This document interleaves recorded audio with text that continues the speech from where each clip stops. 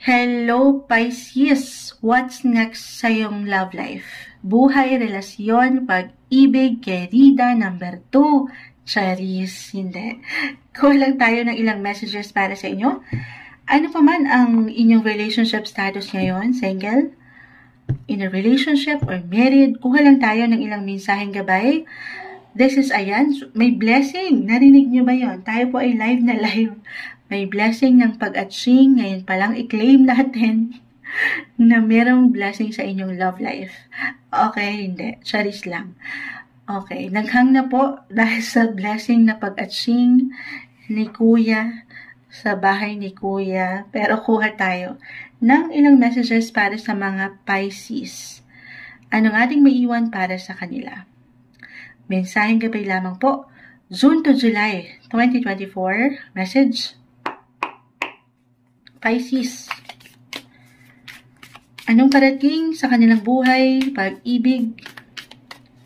Pisces, message. Okay, may tumatalo na. Okay. Ayan. Okay. So, medyo marami to, pero hindi natin to pipigilan. The Queen of Cups, the Eight of Swords, the Hierophant, Nine of Cups reverse, the Four of Cups, Queen of Wands, King of Swords reverse, and the Three of Wands. Okay, position lang po natin. Naway okay naman at pantay. Position natin isa-isa. Okay, may ilang reversal cards tayong nakuha pero hindi naman po ibig sabihin ay hindi agad okay. Meron lang itong kalakip na mensahe. Okay, Pisces, June, July 2024. Umangat dito. Unang-una na, unahin ko na yung inyong mga koneksyon pagdating sa inyong mga faith. Maging ano pa man po ang inyong religion, or maybe isang indikasyon ito na isisentro nyo siya, ang inyong mga faith sa inyong relasyon, pagsasama. Single, katabing-katabi ng The Hierophant, Nine of Cups, ano ba itong mga kahilingan mo pagdating sa love? Pagdating dito sa iyong hinahangad or pinapangarap, pagdating sa relasyon, pag-ibig sa iyong future partner, ilapit mo to sa kanya. Hindi lang, di ba, sa mga panahon na kung kailan tayo higit na may kailangan, doon lang tayo lalapit. Pero napakahalaga na ngayon pa lang, sa pang-araw-araw na buhay, lalo pa kung napag-iiwanan na kayo ng pagtatanong, pag-aalala, na meron pa ba? Ilapit mo ito lahat sa kanya. I-surrender mo yung ilang worries na yan sa kanya. Sa ating nag-iisang creator, si Lloyd. Again, maging ano pa man po ang inyong religion. Yan yung pinakaunang message ko. At yan ay hindi mababaliwala. Napaka-powerful. Alam naman natin na ang prayers ay napakalakas. Ayan, kapit kayo sa kanya. Lalo pa para sa ilan sa inyo. Single, na baka naiiwanan kayo ng worries, ng negativity, na baka hindi na. Baka forever na akong mag-isa. Aking ulitin, dasal lang. Meron at merong dahilan ng mga bagay-bagay. Maybe, yun din yung papaangatin na mensahe para sa sarili. Remind mo ang sarili mo, Pisces, na merong dahilan ng lahat. At sa huli, kung bakit merong katagalan, kabagalan, or parang itong ilang hindi binibigay sa'yo, yan po ay sa huli, ay para sa iyong ikabubuti. Higit na ikabubuti. Okay? Kasi nga, yan yung hiniling mo sa kanya. Yan po ay manggagaling sa kanya. So, kapit lang kayo doon sa paniniwala na darating siya sa tamang pagkakataon kung kailan handa na ang mga bagay-bagay para sa inyo. Other messages. The Hierophant, Nine of Cups, the Four of Cups. Para sa ilan sa inyo, kung hindi kayo naka-apply or nag-reflect yung una kong naiwan na mensahe, in a relationship, couples.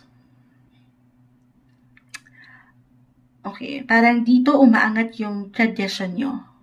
Parang meron kayong babalikan, in a way, sa ilang nakagawian nyo.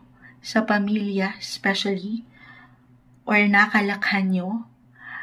At dito, bakit pumasok sa aking isipan na meron ng mamamanhikan? Merong ikakasal. Why not? Merong marriage proposal. At ngayon parang tinitimpla na to ng inyong kapareha. Surprise? It could be a surprise. So parang hindi na surpresa to, Moonchild. Parang sinasabi mo na sa akin. Hindi. Pero maaaring may pinagpaplanuhan na ito. Or pareho naman kayo na ito na yung parang nilulook forward nyo sa inyong relasyon. Ito yung matagal nyo nang pinaghahandaan din. Or pinaproseso sa inyong isipan. Okay, may pagbabalik tanaw dito sa kung nasan kayo. Kumbaga, connected ito sa pamilya. Siyempre pa, ipapaalam sa magulang, sa pamilya, kung saan kayo ay higit na nagsimula. Okay, so, ang daming bumagsak. Other messages.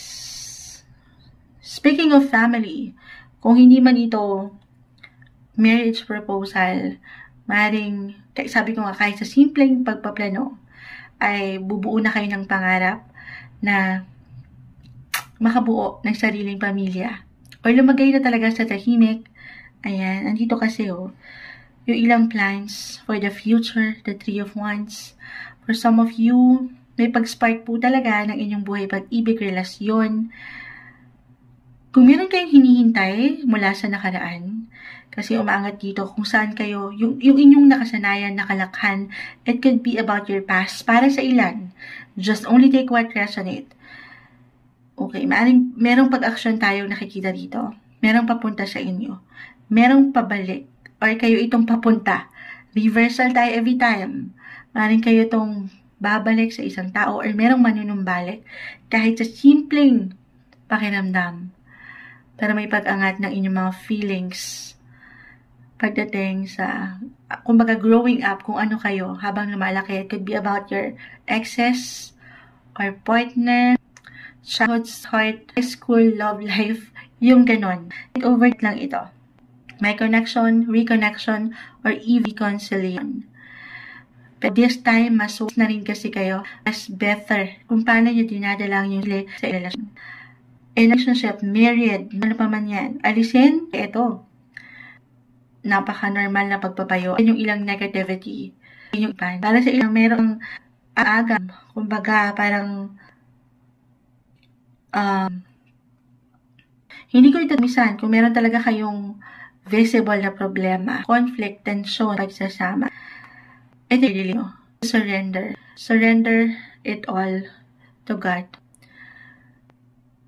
Kasi yung maaaring wala na kayong higit na control eh. Wala naman talaga tayong control sa halos maraming bagay, lalo pa sa pakiramdam ng isang tao. Surrender your worries to God. Okay? Lalo pa kung hindi yan, alam nyo nakakatulong para sa'yo, yan yung ilalet ko. Ayan yung may iwan ko para sa inyo. Other messages, may improvement bilang nag-highlight po dito.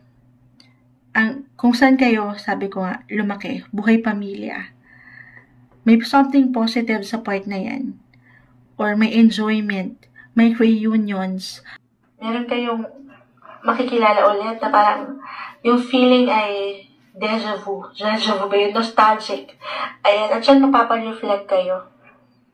Mapapareflect kayo na itong mga pinagdaanan nyo from the past ay sasariwain nyo. Para sa ilan. Okay?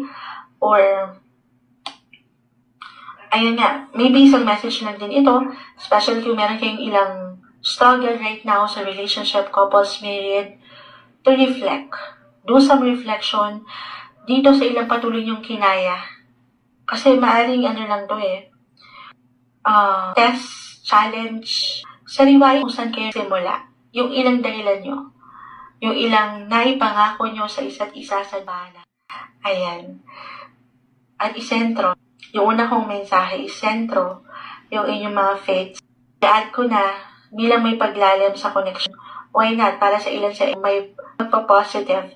Positive po sa this when it comes to relationship. Positive, may baby blessing din. Actually, sunod yan. Kung kayo nakapakinig kanina, merong baby na umaangat. Hindi po isang advisor ang mundo. Kaya simpleng pagpapiyas, papaman na rin yan.